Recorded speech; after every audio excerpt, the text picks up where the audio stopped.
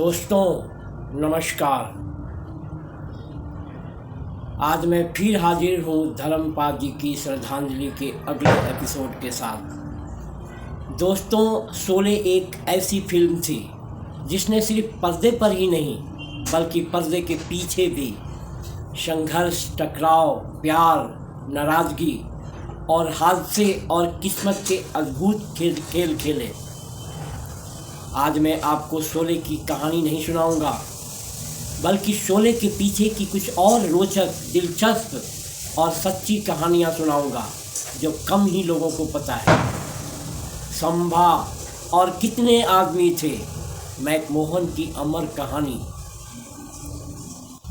सबसे पहले बात करते हैं मैकमोहन की, जिन्होंने गब्बर के खास सिपाही संभा का किरदार निभाया। जब मैकमोहन को यह रोल मिला तो वे अंदर से बहुत निराश हो गए। उन्होंने रमेश सिप्पी से साफ कह दिया, इतनी बड़ी फिल्म में मेरा रोल बस इतना छोटा। उन्हें डर था कि कहीं यह छोटा सा रोल उनका कैरियर ही न डुबो दे। लेकिन फिर आया वो एक ऐतिहासिक सीन। अरे वो संभा, कितने आदमी थे।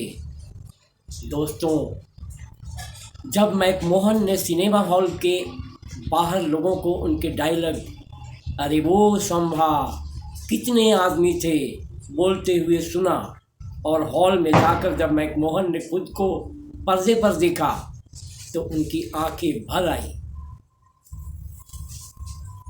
उन्होंने रमेश सिप्पी को फ़ोन किया और कहा, आपने मेरे छोटे से रोल को अमर बना दिया। आज मैं दिल से आपको धन्यवाद देता हूँ।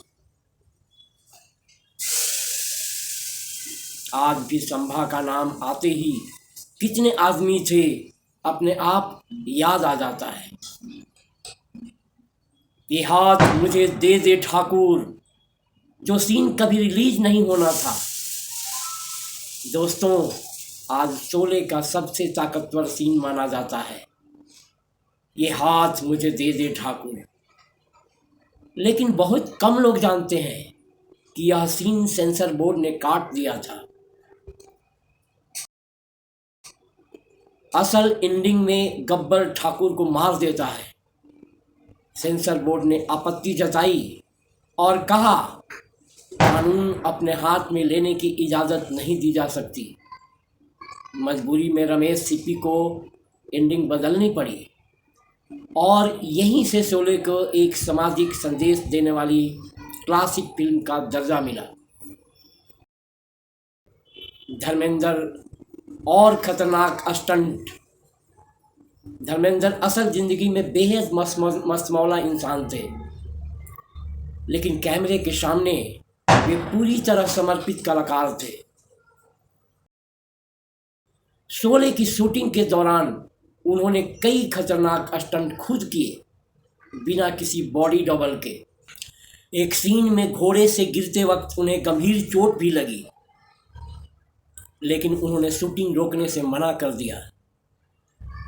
वे हंसते हुए कहते थे, अगर शोले नहीं चली तो मैं एक्टिंग ही छोड़ दूंगा।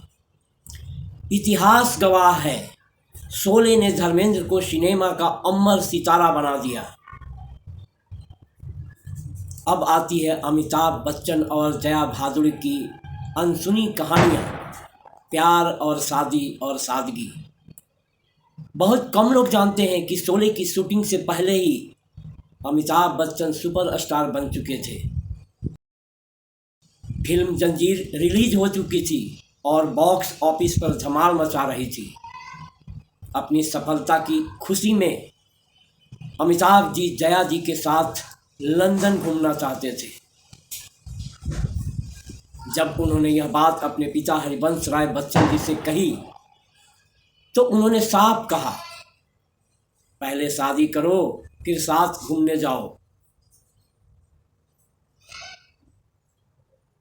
कहा जाता है कि अमिताभ और जया जी ने पहले शादी की और फिर लंदन यात्रा पर गए।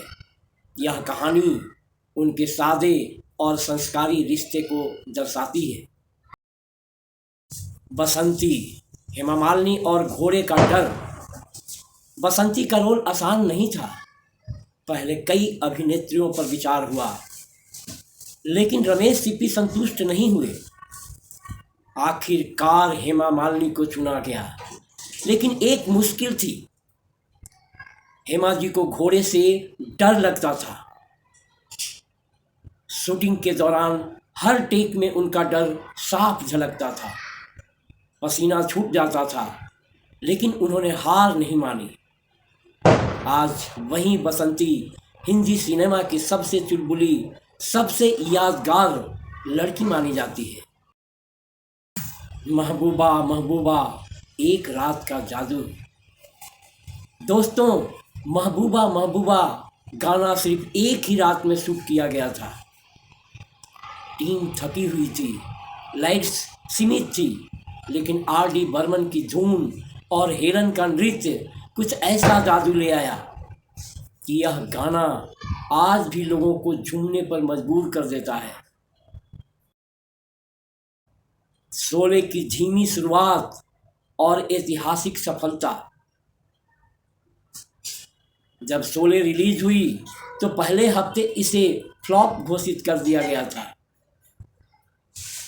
आलोचकों ने कहा, फिल्म बहुत लंबी है, डायलॉग ज़्यादा हैं।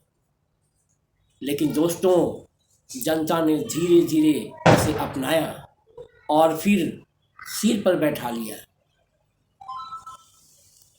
शोले बन गई भारत की सबसे ज़्यादा बार देखी जाने वाली फिल्म।